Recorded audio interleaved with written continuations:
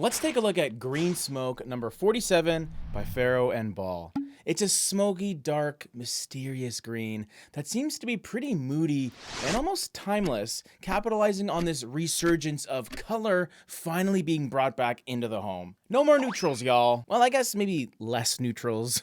We're not relying on gray as much. I'm about to give you a breakdown on this color and also give you some color pairings that work alongside it, whether it's in the same room or in different parts of your home. And finally, 2 trim color options for your baseboards, your doors, your frames, all that jazz. And they're all by Farrow and Ball. So click that like button for me and let's get to this video. So as you can see, or maybe not, but kind of, green is kind of one of my favorite colors in all facets and all shapes and forms. And that's because it happens to be very transitional as a color, just by nature of it being a combination of kind of the warmest and coolest colors together. It also has this revitalizing aspect to it that is conducive to just good vibes. It kind of reminds me of nature because you see a lot of green out in the wild, and that's a big part of the reason I like it as well. It could also add some variety to your color palettes because you can have really beautiful cool greens that are more teal leaning, your warmer ones that have so much yellow in them and they're almost electrifying. There's a lot you can do. And of course, the green we're talking about today is Green Smoke by Farrow and Ball. It's marketed as being a smoky green blue, which is a bit confusing to me because it's called green smoke, not blue smoke. I feel like this color has a lot more green to me than blue. So if anything, you could say it's a bluish green, but that's just semantics, I guess. I think specifically that green is cooled with a slate gray. In a vacuum, the color is pretty green, but I will admit that colors do have a tendency to cool down sometimes when used in the house, especially when you have a lot of LED lighting that tends to be a bit cooler, or north-facing windows or anything that's directly sunlit. That can make your greens look a little more bluish. So I guess there is some logic here. The color itself is pretty dark. It's in the bottom 20% of colors in terms of darkness, and I think the LRV is maybe around 19 or 20, although Farrow and Ball doesn't really mention it on their website. If you're not sure what LRV is, it's just an acronym that means light reflectance value. And that just tells us from 0 to 100, the percentage of light that a color reflects back. As it gets lower, it gets darker. So yeah, 1920, pretty dark. I would say it's so darn dark that it's an accent color for most people. So that means you wouldn't use it in your hallways necessarily.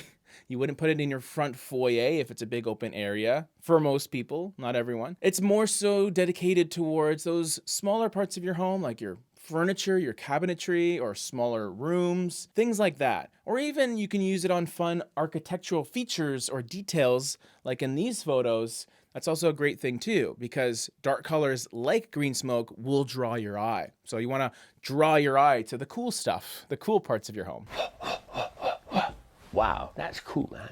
It works wonderfully in rooms that get a lot of natural light because you'll really start to see that beautiful green hue come alive. And it's also a good idea to have it in rooms with furniture and accessories and artwork that are maybe lighter colors so that they can help reflect the light back a little bit more because the paint color isn't really doing that. This is a great example right here of this office setup. It's a very light looking room, even though they're using that really dark green on the walls. And the only time where green smoke can look a little more like a green blue rather than a cool green is when you use the color outside as an exterior paint. I find that when you have that big light source, the sun, The power of the sun.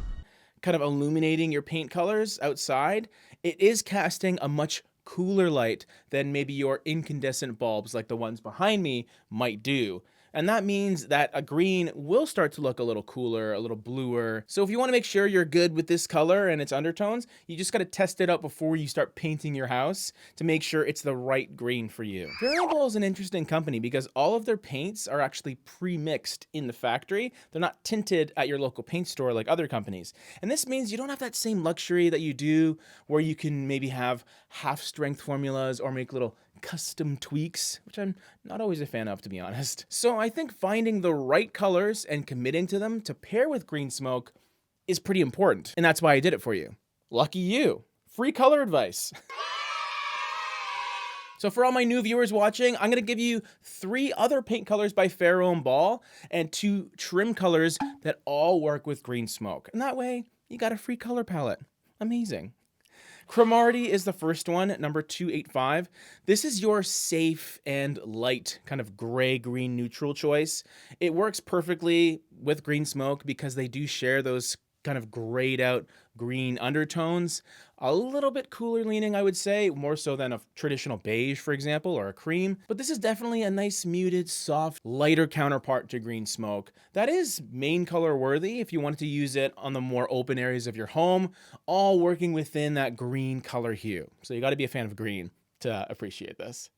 Like me. The second color is Jitney, number 293, and this is a brown neutral that is also a mid-tone. It feels a little bit deeper than the last color we talked about, but it still feels very usable because of that warmth added in. I think it's an easy color to work with in most cases, to be honest, just because browns of this nature are really flexible. And it's also great with green smoke and Cromartie because green and brown is probably one of my favorite color combinations to incorporate in some form or fashion. You see green and brown work a lot in nature, so if it's good enough for the jungle,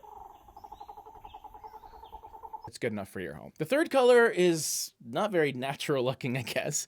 It's Preference Red, number 297.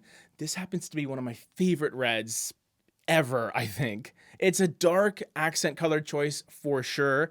And what I love about it is it has this red wine quality that combines a bit of deep red, a little bit of burgundy, and then even a touch of purple. So what it ends up doing is it has this timeless feel, just a classic kind of Baroque red, but it also has this modern and edgy touch with that sort of electrifying purple undertone. I've always been a fan of a color like this in a dining room to really show off. Powder room is also a great choice. And then also little accents here and there too, if you just want a little pop of this exciting color. So your main wall colors are taken care of, right?